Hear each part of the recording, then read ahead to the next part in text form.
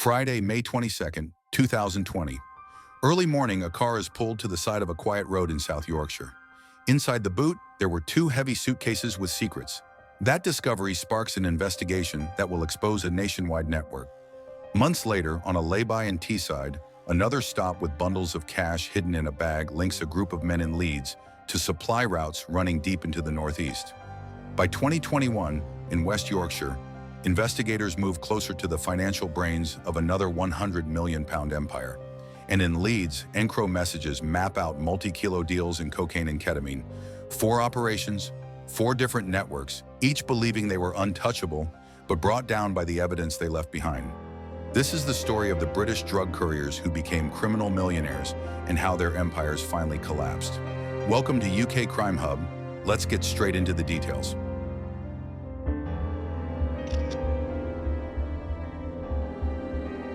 In the spring of 2020, detectives in South Yorkshire began piecing together the outlines of a network that stretched far beyond local drug supply.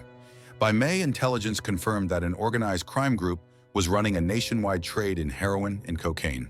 At the top were 2 men, Imran Mohammed, 36 from Sheffield, and Idris Rahman, 27 from Rotherham.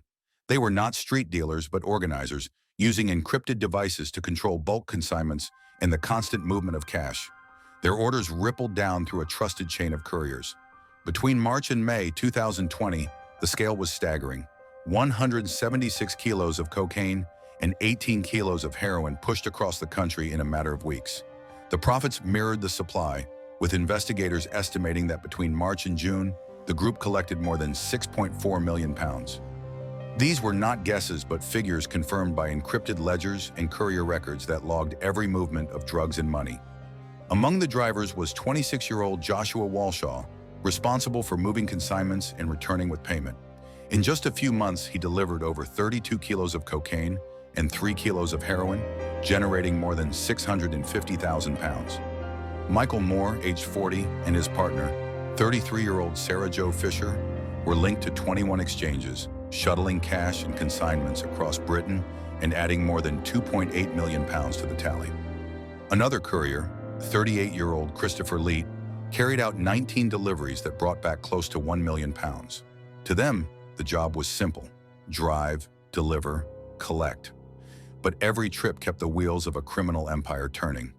Surveillance teams soon began to recognize the patterns.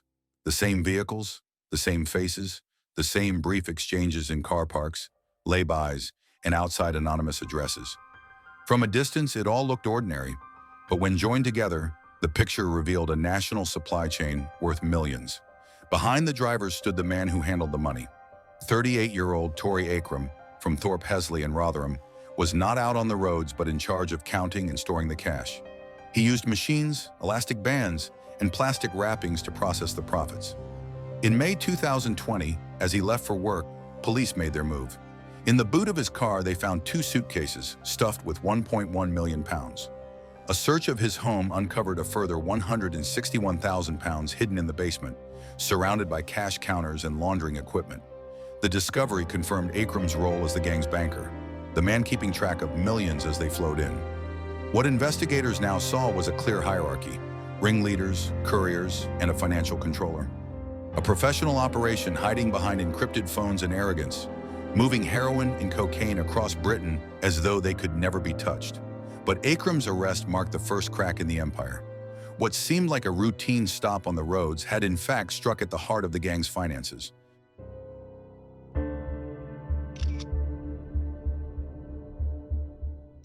Detectives now turned their focus to the couriers and ringleaders who kept the supply line alive. Surveillance teams had been shadowing their movements for weeks, noting journeys, exchanges, and the flow of cash. By June 2020, officers were ready to strike. The first to fall was 26-year-old courier Joshua Walshaw.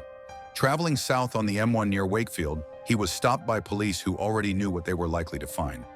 Inside his vehicle sat £150,000 in neatly wrapped bundles, another slice of the gang's vast turnover. His arrest confirmed the pattern that investigators had been piecing together, a pattern already seen in ledgers, messages, and previous seizures. Later that month, the operation moved to its center. In coordinated raids, ringleaders Imran Mohammed and Idris Rahman were taken into custody. Both carried encrypted phones, and when those devices were examined, they revealed everything detectives needed.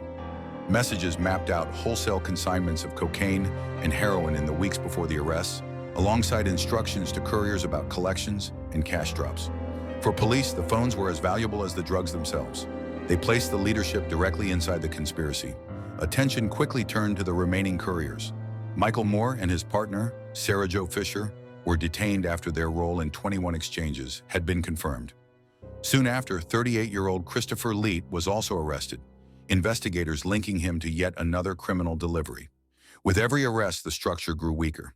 What had once looked like a fluid, untouchable system of handovers and encrypted messages was now collapsing into evidence bags and case files. By the end of June 2020, the gang's hierarchy had been dismantled. Its ringleaders, its couriers, and its banker were all in custody. The next chapter would not play out on motorways or in anonymous laybys, but in the courtroom, where the true scale of their operation would finally be laid bare.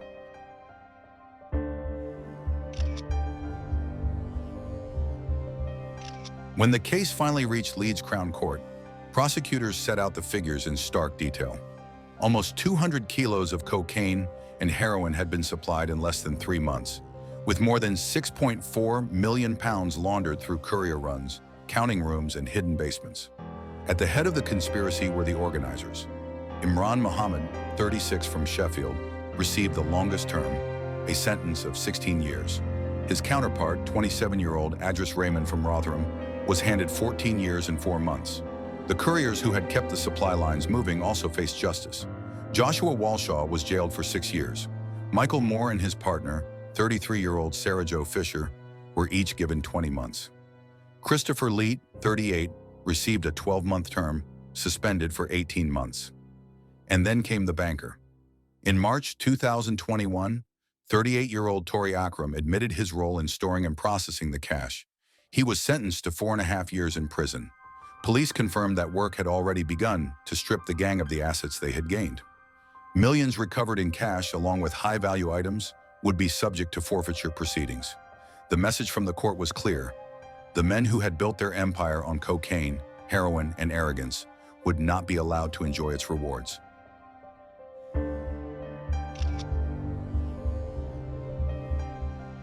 In Leeds, another network was quietly building its reach.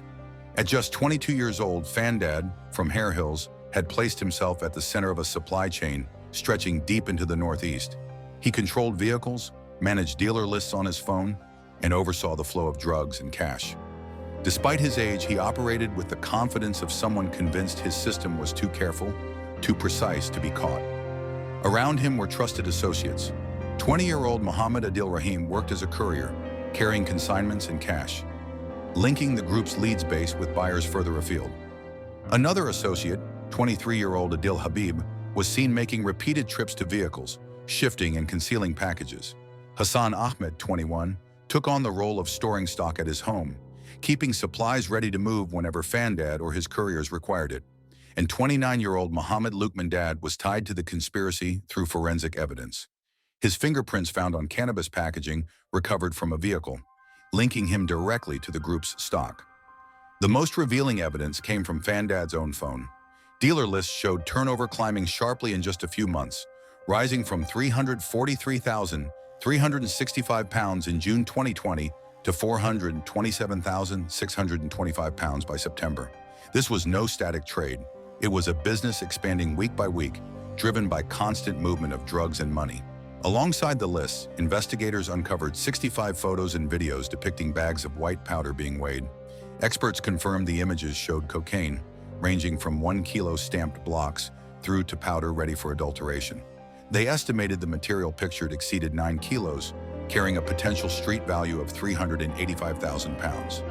This was the scale of the operation: a young ringleader, 4 associates, and a steady pipeline of Class A drugs and cash feeding into the region.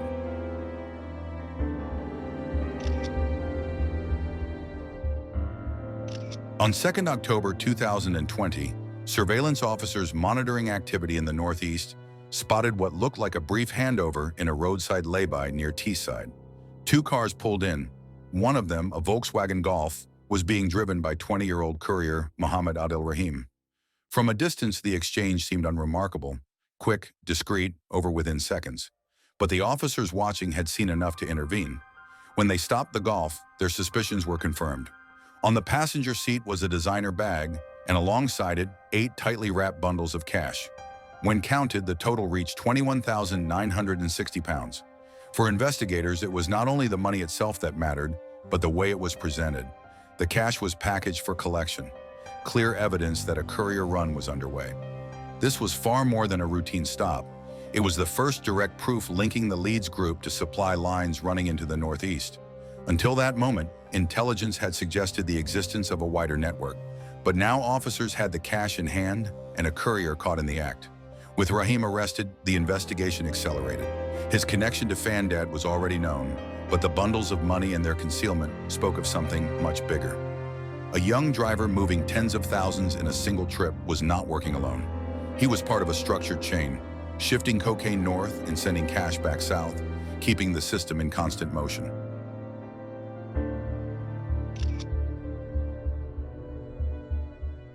Surveillance of vehicles tied to the group began to reveal a pattern. Cars parked in back streets, drivers making quick trips in and out, items moved in a matter of seconds. Mohammed Lukman Dad was arrested behind a takeaway on Roundhay Road in Leeds, sat in the driver's seat of a BMW. Inside, officers found 268 milligrams of cocaine, packaged for onward supply, with disposable gloves and rolls of small plastic bags close at hand. And forensic testing later confirmed Dad's DNA on the wrapping. The detail mattered. It placed the ringleader not just at the top of the hierarchy, but in physical possession of the trade he had been directing. Attention then turned to an Audi TT, where searches revealed packages of cocaine, MDMA, and cannabis skunk, dealer bags, and electronic scales. Across an afternoon, officers watched 23-year-old Adil Habib repeatedly return to the vehicle, shifting items and removing packages, and DNA swabs from the door handles and gear lever matched him directly to the car and its contents. A Ford Fiesta also yielded evidence: cannabis skunk and cocaine with fingerprints on the packaging, linking both Habib and Dad to the handling of drugs. The trail did not stop at the cars. At Hassan Ahmed's address, officers found over 1 kilogram of cannabis, 6 grams of high-purity cocaine, and 94 grams of etazolum, a benzodiazepine often encountered in pills sold on the street as Xanax. Step by step, forensic evidence, seized drugs, and cash runs had pushed the Leeds group out of the shadows and into the open.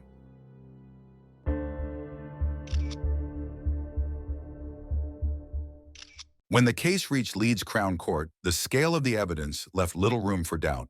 At just 22 years old, Fandad received the heaviest sentence, handed 12 years in prison for conspiracy to supply Class A drugs and possession of criminal property. 3 of his closest associates followed him into custody. 23-year-old Adil Habib was sentenced to 4 years. Hassan Ahmed, age 21, was given 3 years and 9 months. Muhammad Adil Rahim, just 20, received 3 years and 2 months. The final member, 29-year-old Mohammed Lukman Dad, was jailed for 2 years.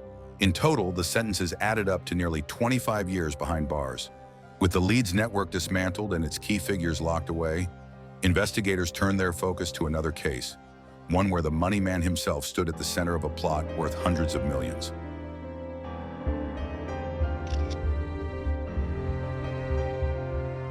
By 2021, another organized crime group was starting to surface in West Yorkshire, one with ambitions stretching far beyond local supply. At the top was Mohammed Teesside Khan, later described by investigators as the architect of a wholesale conspiracy. He directed the movement of heroin and cocaine on a scale worth hundreds of millions, running a network that operated quietly, relying on trusted couriers and coded communications to push stock across the country. The timeline stretched nearly 3 years, from February 2021 to December 2023. In that period, Khan's group moved drugs in bulk, supplying customers across multiple regions.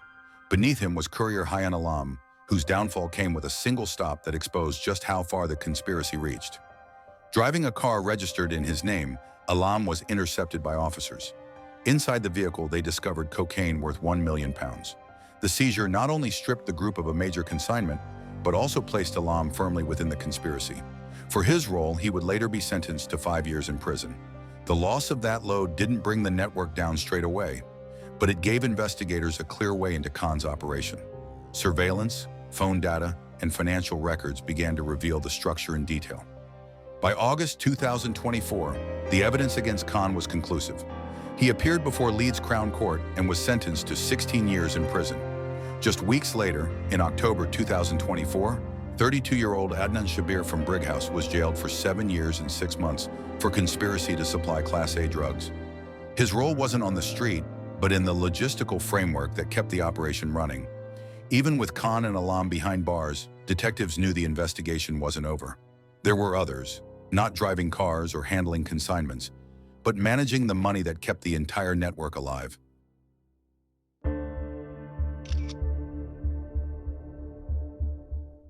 While ringleader Mohammed Tacidic Khan controlled the supply, another figure ensured the money side ran smoothly. 25-year-old Razwan Arif from Dewsbury was described as the group's accountant, the man who turned consignments into numbers, numbers into ledgers, and ledgers into profit. Arif's role became clear when officers seized a laptop during the investigation. On it were detailed financial records, line after line showing the wholesale turnover of heroin and cocaine across the country. The documents revealed a criminal business running with the precision of a corporation, with sums running into the millions. They reflected both the scale of supply Khan had built and the cash flowing back through his couriers. Detectives from West Yorkshire Police's Program Precision team analyzed the files and concluded Arif was far from a minor player. He had a significant role in the conspiracy, controlling the paperwork that linked drug movements to profits. The ledgers confirmed what seizures and surveillance already suggested. This was a £100 million operation, with Arif ensuring the financial side stayed hidden from scrutiny. For prosecutors, the laptop was crucial. It placed Arif not on the edge, but at the center of the enterprise. And with his capture, the gang had not only lost its leader, but also the financial backbone that kept the empire running.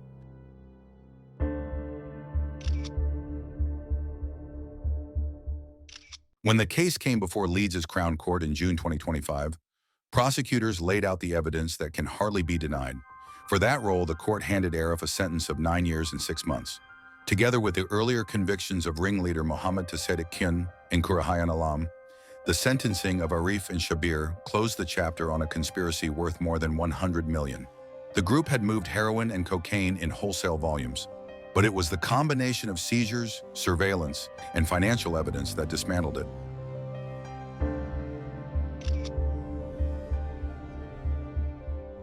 By the summer of 2020, EncroChat had become the hidden language of organized crime in Britain. But when international law enforcement gained access to the system, the secrecy was gone, and it became the goldmine for the investigation agencies. Thousands of conversations were exposed, and among them were the messages of a Leeds man named Timothy, also reported in some accounts as Thomas Mirren. Mirren was linked directly to the supply of at least 3 kilograms of cocaine and more than 22 kilograms of ketamine. These were not occasional sales, but wholesale quantities distributed into Leeds and beyond during the early months of the pandemic. He was also tied to the production of cannabis, further expanding the group's portfolio. The breakthrough against him came months later. On the 12th of February, 2021, officers intercepted me while he was on his way to complete another deal. He was carrying 20,000 pounds in cash. The stop removed the immediate risk of another consignment moving into circulation, but it also provided the moment investigators had been waiting for. With him in custody, they could move to search his properties. At his then home in Hilton Court, Bram Hope, officers recovered a half-kilogram block of high-purity cocaine. Alongside it was a testing kit used to check purity levels. A tool that confirmed his role went beyond simple distribution. The searches did not stop there. Across addresses linked to him, detectives recovered more than 113,000 in cash. In a Leeds city center safety deposit box, they discovered a collection of high V-value watches worth an estimated 300,000 pounds. The finds painted a picture of a dealer living well above the means of ordinary life, hiding his wealth not in bank accounts, but in assets that could be shifted or concealed at short notice. His partner, 32-year-old Charlotte Donow, was also pulled into the case. At her address in Harley Green, Pudsey, police uncovered a cannabis growing system with a dozen plants. Alongside it was 2.5 kilograms of cannabis ready to be sold. Donow admitted her involvement, and though her role was not at the same scale as Mess, it tied her directly to the production and storage of drugs. When the case came to Leeds Crown Court in July 2025, the sentences reflected the scale and seriousness of the evidence. Mirren, then 35, received a term of 10 years and 8 months for offenses, including supply of cocaine and ketamine, production of cannabis, and possession of criminal property. Donu was given a 150-hour community order for her part in the operation, recognizing her lesser role, but nonetheless marking her involvement. What do you make of these cases? And the sentencing was handed down. Let us know your thoughts in the comments below. If you want more real UK crime stories like this, make sure to subscribe, turn on notifications, and stay with us. There's always another case to uncover.